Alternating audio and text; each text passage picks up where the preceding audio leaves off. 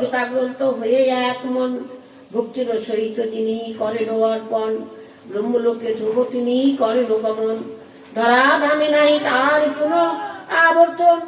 গীতাদান প্রভাবে মরণ সময় সত্যকাল কাল ধরি জানিও নিশ্চয়, বিষ্ণুর সহিত সম্ভব করেন তিনি সুখে যথোচিত।